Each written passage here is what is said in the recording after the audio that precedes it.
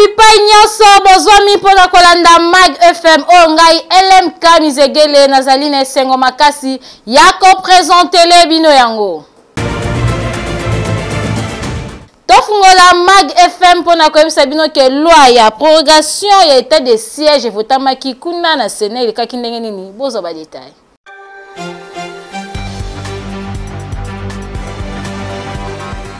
Séance plénière ya mokolo ya vendredi 28 octobre o ekumbamaki na ye moko mokondi ya bureau ya Sénat Modeste Bahati Lukwebo ezalaki bongo consacré na vote en seconde lecture ya projet de loi portant prorogation de l'état de siège na partie ya territoire national o ezali bongo deux provinces ya Ituri pe ya Nord Kivu. Kasi bokanga ete kaka na kofongola plénière wana sénateur Denis Kambai atombolaki mosapi ye azalaki na motion incidentielle oyo azalaki ko solliciter convocation na kati ya plénière ya équipe ya gouvernement pote baya koyebisa chambre des sages lolenge nini état de siège eza kokumba melakuna na Nord Kivu pe na Ituri. Pona ko répondre na motion incidentielle ya sénateur Denis Kambai, président ya Sénat Modeste Bahati Lukwebo a rassuré ki ba sénateur était invitation ya Sénat et kokende na gouvernement pote gouvernement Sama Lukonde baya kopesa ba réponse na bango. Sur 109 membres qui composent le Sénat, 78 membres ont pris part au vote, 71 membres ont voté oui, 4 membres ont voté non, 3 membres ont voté par abstention. En conséquence, le Sénat vote le projet de loi autorisant la prorogation de l'état de siège sur une partie du territoire de la République démocratique du Congo.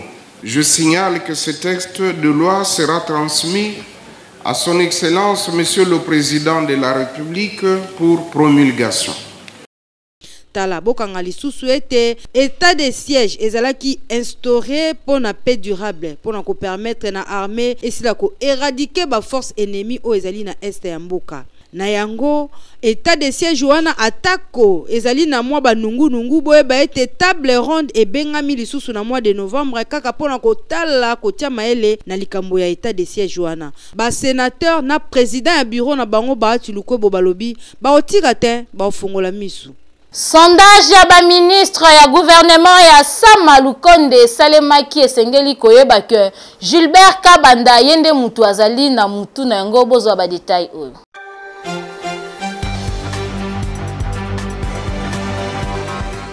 Mobange na sondage et salemaki du 21 au 22 na gouvernement ya Sama Lukonde pona ba ministre nyonso.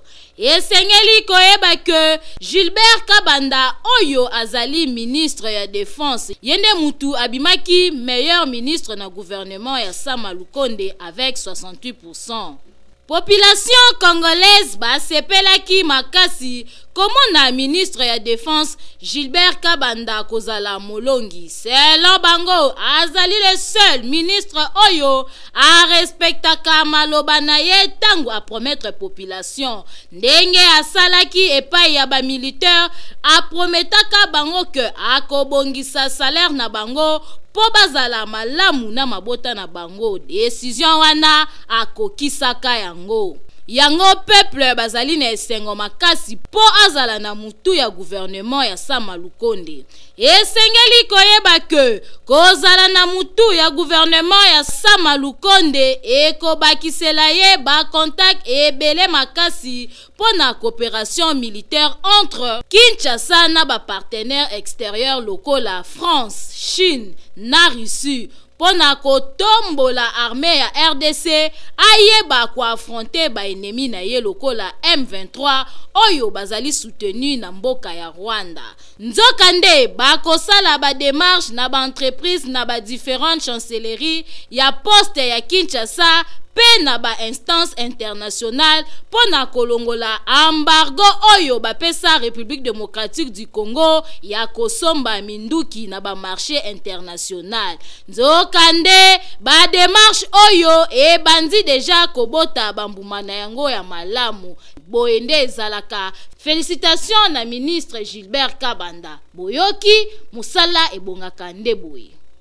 Ministre ya Défense Gilbert Kabanda ayambaki ba veuve généraux nyonso na biro na ye pona kopesa bango ba cadeau bolanda élément oyo.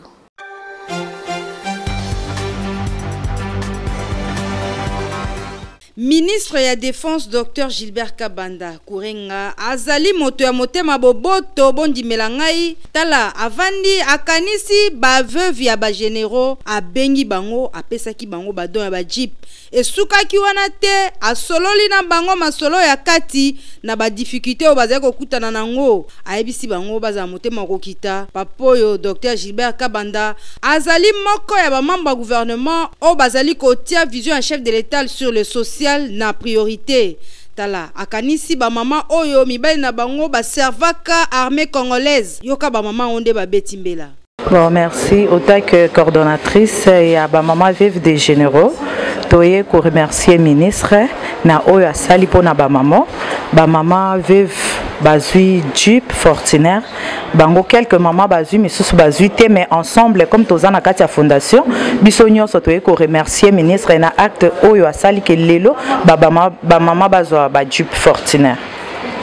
Esuka kiwana te ba mama balobi en tout cas motema boboto lokola Dr Gilbert Kabanda esengeli ko marquer ye na moi ba présent o ba pesa kiye pona ko remercier ye na geste o ya sili ko poser na faveur na bango eyokani.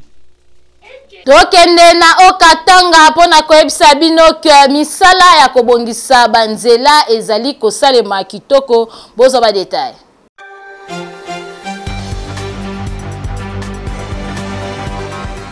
Misala ya kobongisa banzela na RDC ezali kokoba kaka awa tozali na Okatanga na Likasi route Lubumbashi nzela oyo ezali kolata langi ya sikati na ba avenue Ngumba na Shirs banzela oyo ezali kolata bilamba ya kitoko po ezalaki malamu te bino moko botala ndenge misala ezali kosalema goudron etiami sur 3500 km etikali kaka 2700 km po elata pe langi ya sika nzokande gouverneur Jacques Kiabula Katwe akitaki na terrain kaka pona kotala ndenge misala ezali kosalema ayambamaki kitoko epai ya ba travailleur pe ingénieur ya chantier abandaki kopesa yebe explication ndenge bazali kosala misala kote kuna misala ya kanivo ezali kosalema kitoko po ete mai elekaka malamu po ebebisa nzela te na maloba na ye gouverneur Jacques Kiabula Katwe alobaki que bazala un peu rapide na misala na bango po tokoti déjà na période ya mvula noki te bamvula ya makasi ebeta pe esala badega ebebisa lisusu nzela bazongela misala mbala mibale population basepelaki makasi komona ndenge misala ezali kosalema pe bazalaki na esengo ya komona gouverneur kokita na terrain kolongwa na ye wana le gouverneur valable Jacques Kiabula Katwe akitaki lisusu na commune ya Chituru na avenue circulaire oyo esangisa ANSS na USS nzela oyo pe kala te ekolata langi ya sika babandi deja misala ya kwa planir avenue deja ezali kosalema pe mupanzi kuna bazali deja kobongisa nzela ya kanivo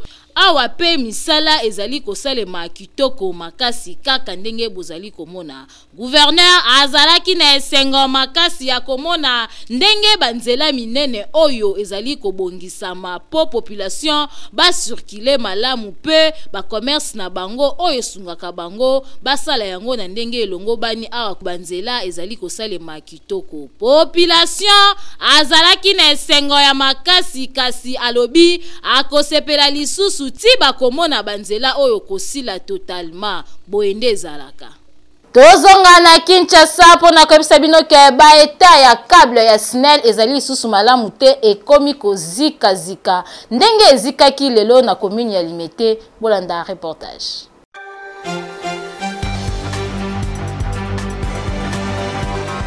Suite ya manque ya suivi ya ba câble ya SNEL mokolo ya lelo na ba avant midi bino moko botala ndenge courant ezali kopela moto awa tozali na avenue Charpentier, plus précisément na commune ya Limete. Bandeko basutuka kaka ba câble bandi ko pété moto epeli milinga ya kosakana te kaka ndenge bozali komona. Population oyo ezalaki pembeni bakomaki alerte bundani pona koboma moto ezalaki un peu compliqué ti moto eye kokufa. Kasi boye ezali kitoko te bajan ya SNEL bokitaka bolandelaka bakable na bino po boye ezalaki risque événement ya matadi kibala eya kosalema pe awa po soki moto oyo etambolaki na bakable keiti na poto elingaki ezala scandale bibembe elingaki elala awa boye ezali kitoko te. En tout cas bakonzi ya SNEL bosalaka suivi ya bakable na bino boyoki. Mag FM esaleli bino réflexion na o etali to ya kuluna ekomi makasi na ville province ya Kinshasa Hollande.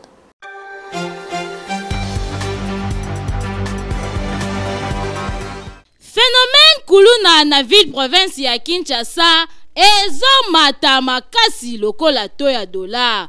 Okozanga koyoka te na chaque commune to pe quartier ya ville province ya Kinshasa ba papi mutu ba kati mutu lokolo to litoi to pe ba bomi.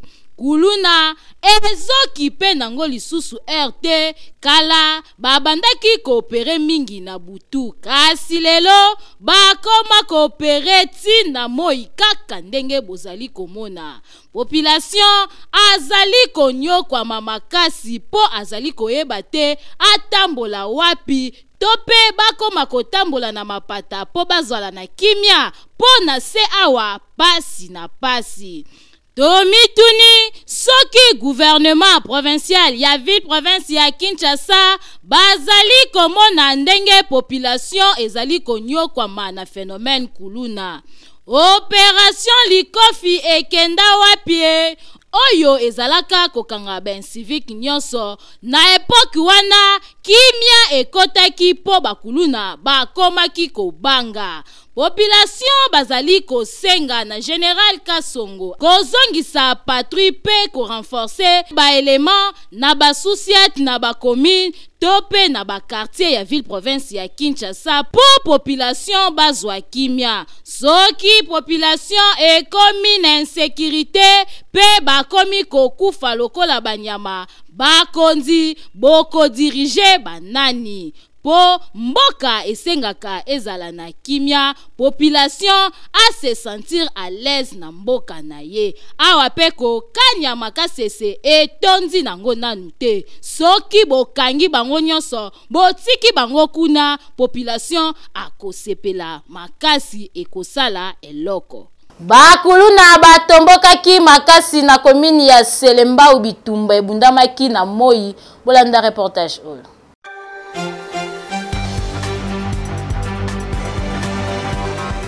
Kinshasa ekoma na makambo ebele. Tozali na avenue Tatamena na commune ya Selembao. Botala bino moko.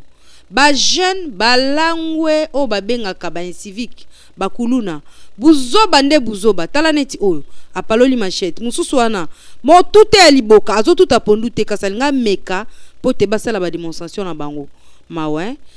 Ezani ni boyeko population elembi boyoka bango monde ba oloba.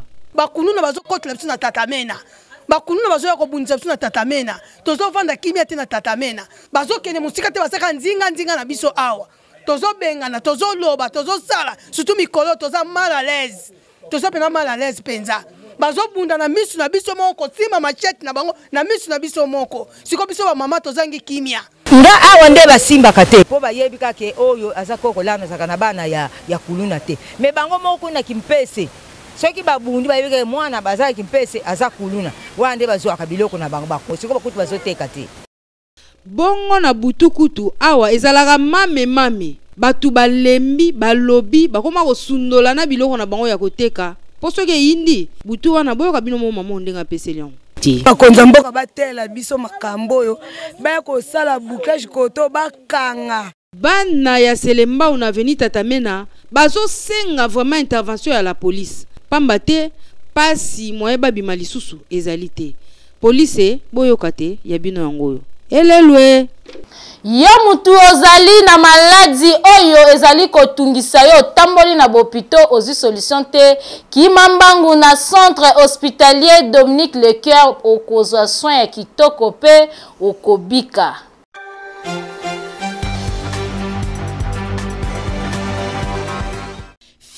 Fini makambu ya kokende ko se faire soigner na ba centre ya simandaku oyo ezali koboma ba congolais mingi po mobange na hôpital oyo ezali na ba norme sengeli yangoyo. Centre hospitalier Dominique Lecoeur eye kosunga peuple congolais azwa soin ya malonga na ndenge esengeli mwana Congo. Centre hospitalier Dominique Lecoeur okokuta awa ba pareil ya malonga ya médecine moderne ya solo oyo ezali ko détecter maladi nyonso ebombani na nzoto ata ebombani na songe ya suki grâce ya ba pareil oyo maladi wana ekozala détecter. Awa bazali na laboratoire ya malonga kaka pona kosunga peuple congolais. Esengeli boyeba ke ba médecin oyo bazali ko traiter pe awa bazali ba médecin oyo batanga médecine na libanda ya mboka kasi baye ko pratiquer yango awa na République démocratique du Congo pona kosunga bandeko na bango bazwa soin ya malonga na ndenge esengeli. Na oyo etali prise en charge bomi tungisa mate kokende libanda ya mboka na centre hospitalier Dominique Lecoeur prise en charge ezali assurée. Esengeli koyeba lisusu que centre hospitalier Dominique Lecoeur ezali na ba service locaux la chirurgie, maternité, radiologie, kinésithérapie, échographie, endoscopie. Nyonso wana kaka po basunga peuple congolais ba patient na bango bazala bien traité. Na oyo etali cas d'urgence soki obeli na ndaku ozali na possibilité ya kokoma hôpital te benga kaka ba numéro oyo po awa ba ambulance ezali bakoya kozwa yo tina ndaku pe babandi ko traité yo na kati ya mutuka tibo kokoma na hôpital. Makambwa boye okomona ngo bipai nini soki na centre hospitalier Dominique Lecoeur te. Otuningai centre hospitalier Dominique Lecoeur ezwami wapi? Boki Mambangu na quartier Joli Park avenue Ring numéro 4 plus précisément na commune ya Ngaliema. Bokende na bino bikenda kenda te na ba hôpital ya Simandaku po la santé n'a pas de prix. Boyoki courant na ville province ya Kinshasa ezalaka lisusu malonga te bolanda réflexion oyo.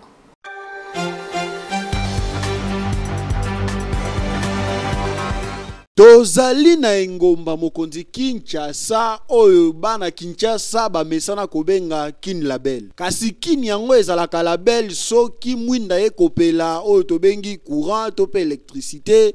Kasi mikolo yo constate osali ezali ete dans presque 24 communes ya Kinshasa, SNEL a servir babone na e malamu te. Talandeti awa tozana masina bipai nini bango balobi courant ekoma pasi. Soki bakonzi bata ya biso ba kozwa peut-être solution na courant. Po biso to courant to mona yango te. To yoka yango kaka. E ya yango pété. Mais bata SNEL bazoya na ba farti ko pesa. To mona courant te.